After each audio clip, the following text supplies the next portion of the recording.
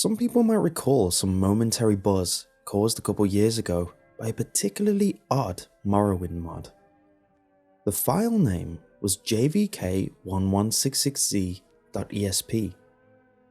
It was never posted to any of the larger Elder Scrolls communities, usually just smaller boards and role-playing groups. I know in a few cases, rather than being posted, it was sent via PM or email to a chosen few. It was only up for a few days, to the best of my knowledge. It caused a buzz because it was a virus, or seemed to be.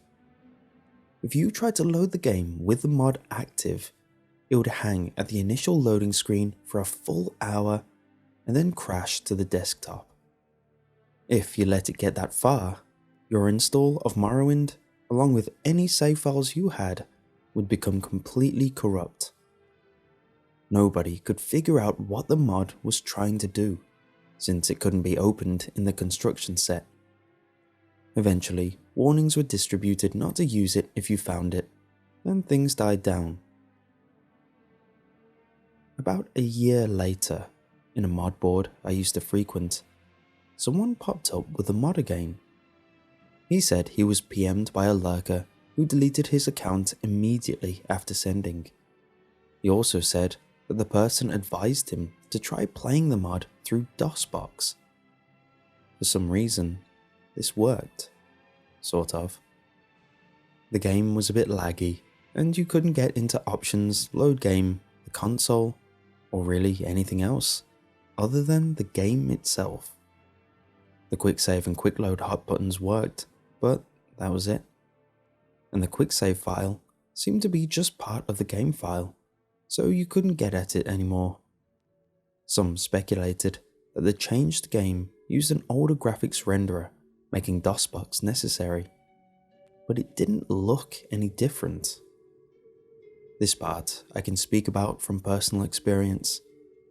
When you start a new game in JVK, as the board came to call it, once you left the starting bit in the census office and came into the game proper, the first thing you notice is that the "prophecy has been severed" box pops up. This is because every single NPC having to do with the main quest is dead, with the sole exception of Yagrum, the last of the Dwemer. Their corpses never despawn, so you can go check on all of them. In effect, you begin in a world that is doomed to start with. The second thing you notice is that you're losing health. It's only a bit, but it keeps happening a little bit at a time. The longer you stay in one place, the quicker it seems to occur. If you let this health loss kill you, you'll find the cause.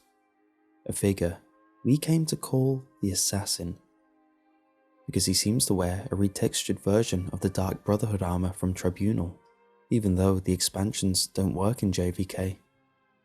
It's all black, completely untextured, like he's just a hole in space. The way he moves, he gave me quite a start. The first time I saw him scuttling around my dead body, he crawls inhumanly on his hands and feet, his arms and legs splayed out like a spider. You'd usually only see him after death, crawling around and over your body just before the reload box popped up. Occasionally, you could catch a glimpse of him darting around a corner or crawling on a wall or ceiling. It made the game very difficult to play at night. Other than that, the only noticeable difference is that at night, at random intervals, every NPC in the game will go outside for a few minutes. During this time, the only thing they will say when hailed is, "Watch the sky." Once they return to their normal behavior, they act like normal though. After a while, a player on the board discovered a new NPC named Tieras, a male Dunmer in the Temple of Ghostgate. Two things are noticeable about this NPC. First is his robe, a unique article of clothing that was lovingly rendered with twinkling stars all across it, looking like a torn off chunk of the night sky. The second is that all of his dialogue, in addition to showing up in the dialogue box, is voiced. You can skip it if you wish, but it all sounds like it's in the default male Dunmer voice. Some people said they thought the voice was slightly different, but it was a very, very good imitation. I won't go into the details, but the quest line he sends you on has to do with a dungeon referred to simply as the Citadel. Up until this point, the quests were all of a fairly generic discover the secret of the ancients line. The entrance to this dungeon is on a small island far to the west of Morrowind proper. I eventually discovered that if you use a scroll of Vicarian flight at the western point on the main landmass and jump directly west, you'd end up almost exactly at the island. Even though the dungeon is called the Citadel, it goes straight down. It dwarfs any other dungeon, both in size and difficulty. From a natural cave area, you'll proceed down into an ancestral tomb-looking area, then a Daedric ruin, and then a Dwemer ruin area. I made it down to the Dwemer ruins before I quit. The creatures here were strong enough that a level 20 character would have to take care, and since you can't use the console in JVK, level 20 took a while to get to. Since quick save and quick load are your only options, it's all too easy to get yourself into an impossible situation too. I did, and I just didn't have the energy to start over. Now, what I'm telling you is based on what those few who went further reported. Past the Dwemer ruins, you find yourself in a level like the Dwemer ruins, but darker. Rather than usual bronze, all the surfaces, including those of the creatures, are black. The sounds of machinery are louder here, and grow louder still, randomly. There's also steam or fog everywhere, limiting your vision to about 10 in-game feet or so. If you can make it through all this, you will reach a hall that those who found it called it the portrait room.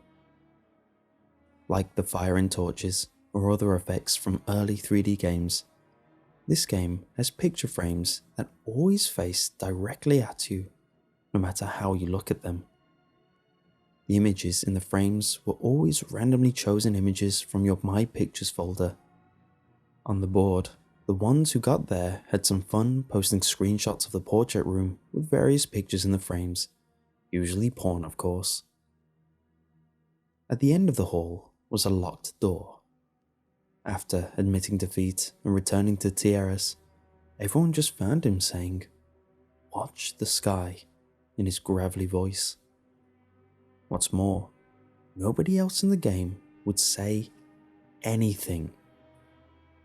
There was just a completely blank dialogue box with no other options at all. They wouldn't even rattle off the usual canned audible greetings. The only exception was at night. Whenever they'd go out for a few minutes, they'd still repeat it. Watch the sky. At this point, one of the players, a friend of mine from the board, noticed, and a few others who got this far agreed, that the night sky was no longer the usual night sky of Tamriel. It had changed to a depiction of a real night sky. And it moved. From this point on, everything is based on what this one person reported. Eventually, he got himself kicked from the board, but I kept in contact with him for as long as he responded. According to him, based on the constellations and planets, the sky started around February 2005. If you died, loaded, or went back to the Citadel, it would start over. When the usual day sky graphics took over, the movement would be suspended until the stars appeared again. In the space of a single night, everything would move about 2 months worth. Since the timescale of JVK was more or less that of the standard game, that meant that a bit less than an hour was equal to a 24-hour period. He became convinced that the door would open based on some kind of celestial event. Of course, waiting for that meant leaving the game running. Of course, that meant that the game couldn't be left unattended, thanks to our old friend, the assassin. My friend decided he'd hang out for a whole day just to see if anything happened. That would be about a year's worth of movement. Here's the post he made at the end of his experiment. I loaded in Citadel, where it all starts.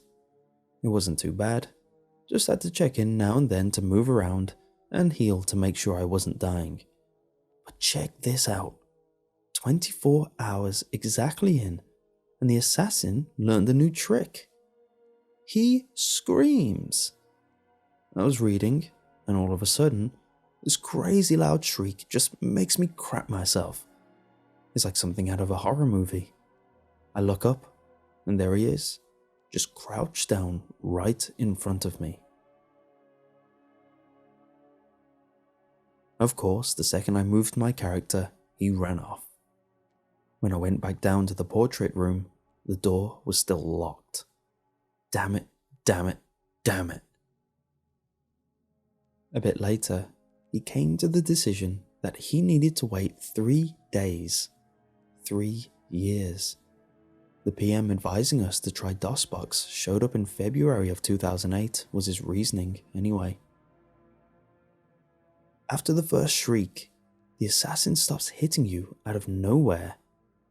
Now he'll shriek, and if you don't move for a few seconds after that, he hits you. I think whoever made the mod was trying to help. At night, I've got my headphones on, and I'm just dozing off when he wakes me up with a shriek. I jiggle the mouse, and I'm good. That post was 2 days in from his laptop. Once it was over, he said this. Damn, damn, damn, damn, damn, I'm so done. So I waited the 3 days, right? And right after, the damn assassin made me jiggle the mouse. He shrieks again, so I look, and everyone in town is outside. They're all saying, watch the sky. I don't see anything though. But then the game starts getting dark, like really dark. I turn up the brightness all the way on my monitor, and I can still barely see.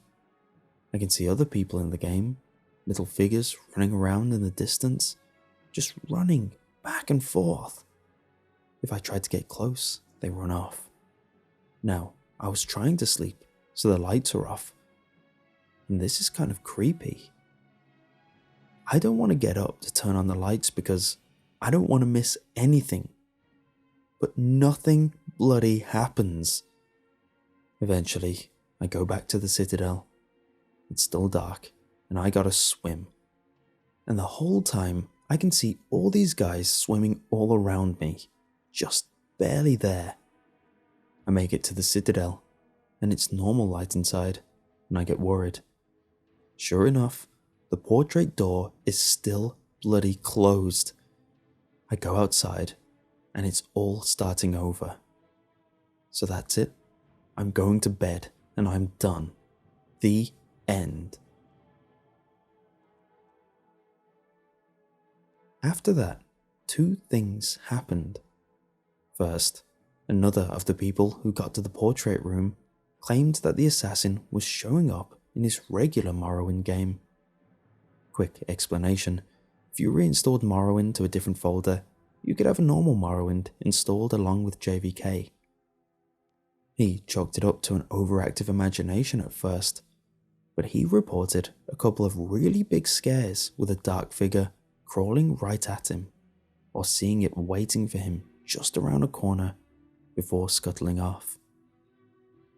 Another of those who reached the portrait room started a regular Morrowind game, but never saw him for sure. It was just a couple of maybes late at night, and always at a distance. The second is that my friend started getting really abusive and short-tempered on the board, though he stopped talking about JVK entirely. It got so bad that he was soon kicked off. I didn't hear anything from him for a couple of weeks after that, so I sent him an email. This was part of his reply. I know I shouldn't, but with classes out, I've got some time, so I started JVK up again. It's almost 2011, and I think I've got the sleep madness. But stuff is happening. It's still dark. Once it gets dark, it never gets any lighter. It stays like that. The people moved a few months ago. Everyone in Citadel just went to that little bandit cave and moved in. They killed all the bandits inside, and now they're just standing around inside. They don't say anything anymore. They don't do anything when you click on them. I quick saved and killed one, but he just stood there until he died without fighting back. And it's like that everywhere. You have to walk, since the quick travel people are all in caves now too. But all the cities and towns are just deserted. All the people are in caves and tombs. Everyone in Jvk is down in the sewers. I'm going to Ghostgate next. I want to see if Tieras is still there. I'll tell you what he says when I get there. I replied and said I wanted to see what he said too, and waited a day. When I didn't get a reply, I emailed him again, and a couple of hours later, he sent back. Sorry, I totally forgot. So it's 2014 now. Since it's always night, the stars are always moving. The whole screen is dark, but you can still see the brightest stars moving around. Tieras was gone. Everyone in Ghostgate was gone. I don't know where they went. They're not in any of the nearby caves. But there's new stuff. People still don't say anything, but their eyes are bleeding. It's so dark that even with a light spell, you have to get right up against them to see. But there they are, little dark streaks coming down from their eyes. I think I gotta be getting close. I know this is stupid, and I know there's no way the payoff is going to be worth it, but I just want to be able to say, I stuck it out. I got that one during the day. Later that night, I got a follow-up email. Some of the planets aren't moving right. It's ticking me off. If this keeps up, I won't be able to track anymore. It's almost 2015 now, I think. Damn. You know, I just noticed how there aren't any monsters anymore either. I'm completely alone outside now.